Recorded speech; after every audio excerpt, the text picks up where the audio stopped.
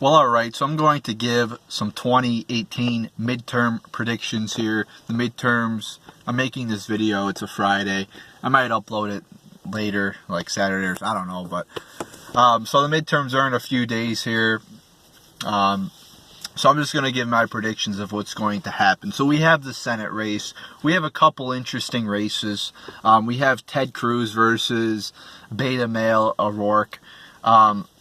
There's been a lot of people saying Beta is this like new, he's like the new face of the Democratic Party. He's going to upset Ted Cruz. I don't see that happening. I think Ted Cruz is going to win, not by a blowout, but by about, we'll say 7.5%. I think he's going to win by a comfortable margin, but not too comfortable. OP seat there, and I think Ted Cruz is going to win. No, I'm not the big Ted Cruz fan. There's a lot of Trump supporters sucking Ted Cruz's dick like he's the greatest thing ever. But let's not forget how Ted Cruz, tried to play politics to win the 2016 primary over Donald Trump. So I'm not the biggest Ted Cruz fan. I mean, he's not the worst thing. He's better than the Democrats. I wanted him to win, but it's not like he's the greatest thing ever, okay? So I think Ted Cruz is going to win. Another interesting Senate race in my hometown is John James versus Debbie Stabenow. There's a lot of people saying that John James has a chance. I think it's going to be just like the Ted Cruz Beta O'Rourke thing. I think John James is going to lose by, let's say, 10%. I don't think it's going to be that close. He has a chance, but not that much. Stabenow's been in the Senate for 40 years. It's a Democratic year. The Democrats will gain seats. I mean, that's how it always works. If the president wins in 2016, the opposite party gains seats in 2018. That's how it's pretty much always worked. So who do I think is going to have the Senate at the end of the day? Well, I think the Republicans are going to hold on to the Senate. I think they're going to get, let's say, 52 seats, 52 to 48. And you might say, oh, they're gaining a seat. That's good, right? The red wave, right? No, you're wrong. It's not a red wave, because the Democrats have a lot more seats up for re-election in the Senate than the Republicans do. So for all these lunatics saying, "Oh, it's going to be a red wave," there's going to be no red wave. It's just a matter of are the Democrats going to gain a little bit of seats, or are they going to gain a lot of seats? That's pretty much what it's down to now.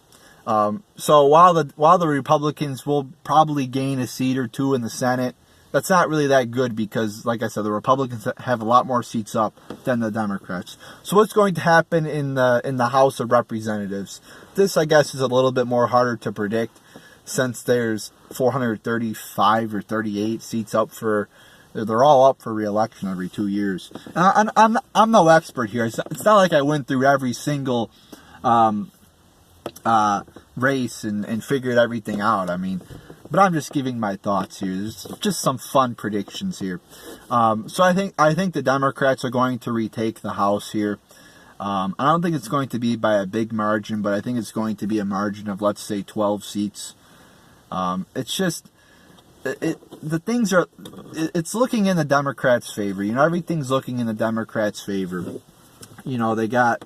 Again, it's automatically in the Democrats' favor because of the Republican president, and you got the mainstream media behind all the Democrats. So you got the propaganda being given to the public. A lot of those people who are just retards and don't look into the stories and just believe everything the mainstream media tells them or everything Facebook tells them.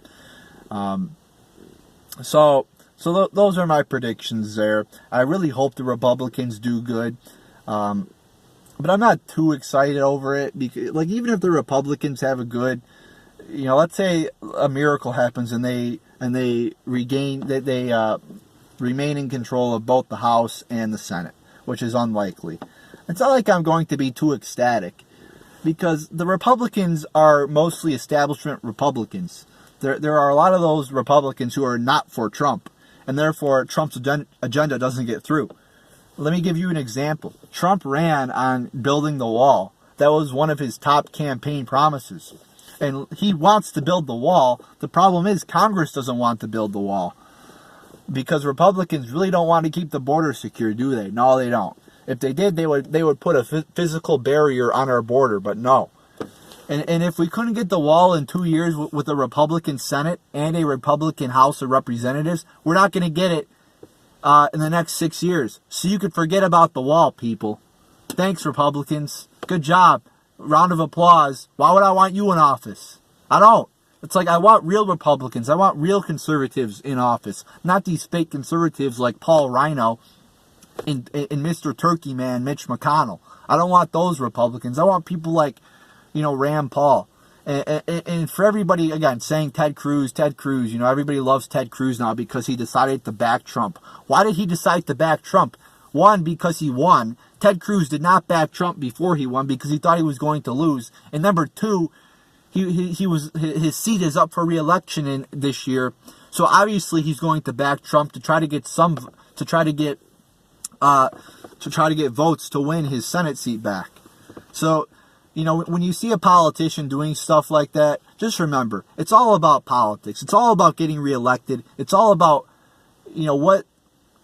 what a politician can do to get more votes, to get better poll numbers, to get better PR. Look at Joe Manchin, a Democrat. He licked his finger and sticked it up to the wind to see which way the wind was blowing, whether he was going to vote for Kavanaugh or not. Total political decision, because his seat is up for re-election in 2018. It's just so sickening how politicians on both sides of the aisle stick their finger up and see which way the wind is blowing to make their political decisions. They don't listen to what their constituents are telling them. They don't do what they said they would do in their campaign promises. No. They do what's going to get them higher poll numbers. It's like nobody has any integrity in politics, but then what can you expect? We all know politicians are dirty and corrupt for the most part. So there you go, people. There's kind of my preview of the midterms and my predictions video. So there you go.